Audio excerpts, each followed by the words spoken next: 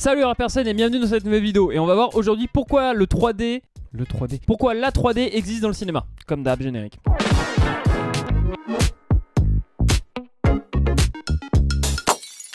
Ça fait longtemps que j'ai pas sorti un pourquoi. Oui, aujourd'hui la 3D on la connaît, réputée surtout avec Avatar de James Cameron. La 3D de on porte des lunettes dans une salle de cinéma, etc. Nanana. Mais c'est un procédé en fait qui déjà depuis longtemps on essaye de le reobtenir. Déjà qu'est-ce que veut dire 3D? 3D veut dire 3 dimensions. Là quand vous regardez cette vidéo, vous avez simplement une vidéo en 2D parce qu'elle est simplement en hauteur et en largeur. Et la troisième dimension c'est d'ajouter la profondeur. Et vous ne me voyez pas véritablement dissocié de votre écran, ce qui est normal. Alors il y a certainement dans l'histoire plusieurs procédés, plusieurs fois qu'on a réussi à créer des images en 3D. En tout cas, une des premières fois aujourd'hui inscrite dans l'histoire, surtout Wikipédia, une des premières fois dans la photographie où on a fait de la 3 dimensions, c'est en 1839. Et c'est à peu près l'équivalent de, je sais plus comment on appelle ça, mais en gros, c'est une petite boîte en carton que Google avait fait, et vous mettiez votre téléphone, il y avait deux jumelles, enfin deux lentilles, et votre écran projetait j'arrive pas à expliquer, c'est terrible. Ça, là. Le truc que je me montre à l'image au montage parce que je n'arrive pas à le dire.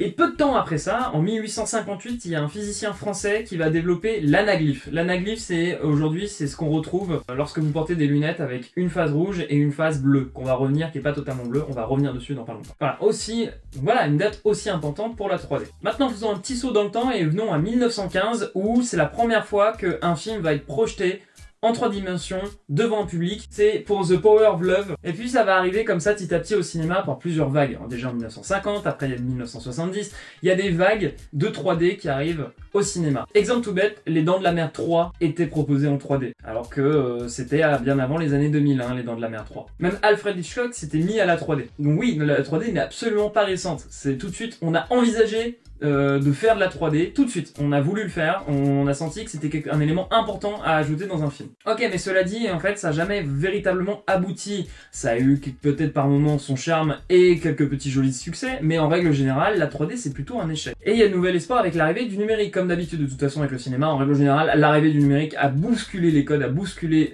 le cinéma en lui-même. Étant donné que c'est la plus grosse révolution du cinéma, c'est l'arrivée du numérique. On va pouvoir peut-être abandonner enfin les lunettes rouge et bleu qui sont dégueulasses, horribles, et on va passer à une nouvelle méthode. Jusqu'à là, à quoi consistaient les lunettes qu'on avait lorsqu'on diffusait un film en 3D? Comme je vous ai dit, c'était une face rouge et une face bleue, qui est pas véritablement bleu, c'est bleu cyan. Je pense que vous connaissez tous les 3 couleurs primaires d'un écran. Attention, je précise bien d'un écran. C'est rouge, bleu et vert. On projetait son image et surtout avec une majorité de rouge, et de l'autre côté, on projetait une image avec une majorité de bleu et de vert. Et pareil pour les lunettes, il y avait une face rouge et une face bleue, cyan. Et la face rouge filtrait le rouge, donc c'est-à-dire que on faisait apparaître l'image bleu cyan, et à l'inverse, le filtre bleu cyan empêchait le passage du bleu cyan et donc faisait projeter l'image rouge sur l'autre œil. Tout ça couplé à la vision naturelle d'un être humain qui est 2 yeux, donc petit décalage, le cerveau fait le travail lui tout seul et va te donner l'illusion que l'écran est en 3D. Le problème de cette technique-là, c'est que c'est pas très agréable visuellement, on perd en qualité de couleur, et surtout il y a des gens qui ont des vrais maux de tête à regarder la 3D.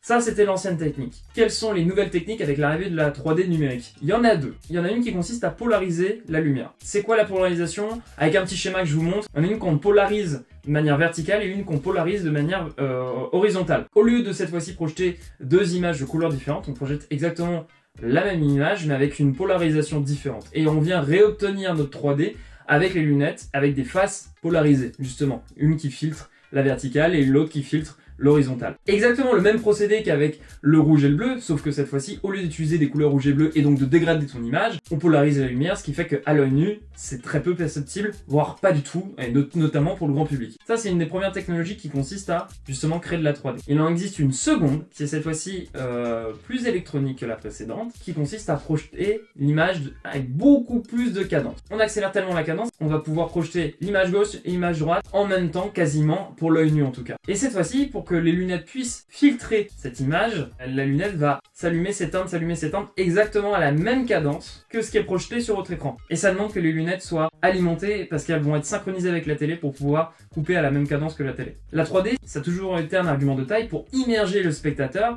dans le film. Si on ajoute de la profondeur, mais bien sûr l'image tout de suite, tout naturellement, on la rend beaucoup plus réelle. Et comme on fait au tournage pour pouvoir avoir ça, Eh ben, il existe deux techniques aussi. Soit on utilise deux caméras ou une caméra avec deux capteurs. En tout cas, ça revient à la même chose. On utilise deux capteurs, soit avec une caméra différente, soit avec un même boîtier. Et ça te permet d'obtenir une image légèrement décalée. Et donc, on obtient la profondeur, on obtient véritablement l'objet dans l'espace. C'est totalement basé sur un élément naturel.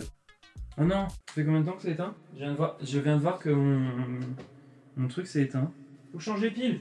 Oh non, il va falloir que j'explique tout là. Tiens, j'étais bien lancé. J'ai de la turbo flemme de relancer l'enregistrement audio. Vraiment, je ferai ça en post-prod, j'en veux plus. Vraiment, le craquage de faire des vidéos, il est là. Il est incarné là. Ah, j'ai vraiment envie de pleurer de savoir ça maintenant. Bon, tant pis, le son sera dégueulasse en vidéo, j'en ai plus rien à foutre. De toute façon, on n'est plus à ça près.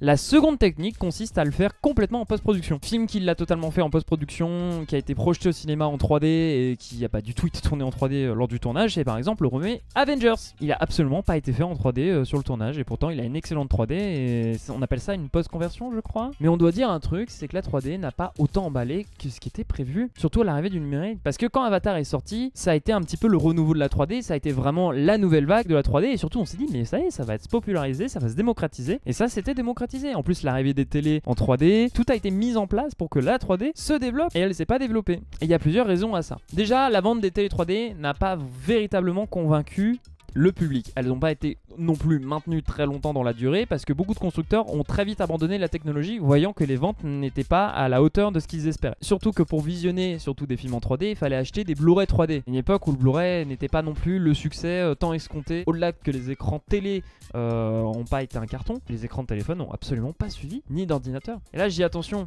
ordinateur et téléphone, mais c'est très bête. Aujourd'hui beaucoup de gens qui regardent des vidéos, des contenus, des films, des séries, c'est aussi sur ordinateur, c'est aussi sur téléphone. On s'est un peu rendu compte que c'était un petit peu pas si nécessaire que ça dans la narration du film. C'est tout bête à dire, mais comme ces écrans-là n'ont pas non plus suivi au niveau de la 3D et que une grande partie des consommateurs de films et de séries le font sur ce genre d'écran, ça leur a pas empêché de regarder les films, de les apprécier. Si on ne voit les films en 3D qu'au cinéma et qu'une fois arrivé à la maison, on n'a plus vraiment de quoi voir la 3D, ça veut dire que c'est pas un argument de taille, ça veut dire que c'est pas nécessaire. Comprenez un petit peu le raisonnement qui se pousse ou pas. Voilà, et c'est lié à tout ça qui fait que la 3D n'a pas été une réussite. Ce qui lui manque le plus véritablement à la 3D, c'est finalement une 3D sans lunettes. C'est finalement les brevets qu'on voit sur internet de comme quoi avec un écran 8K on pourrait faire de la 3D sans lunettes. Et c'est tout con et c'est pour ça que la 3D n'est plus vraiment démocratisée. Merci à toi d'avoir regardé cette vidéo. Si t'as aimé cette vidéo, oublie pas like, abonne-toi et surtout je te conseille cette vidéo là qui est un autre pourquoi.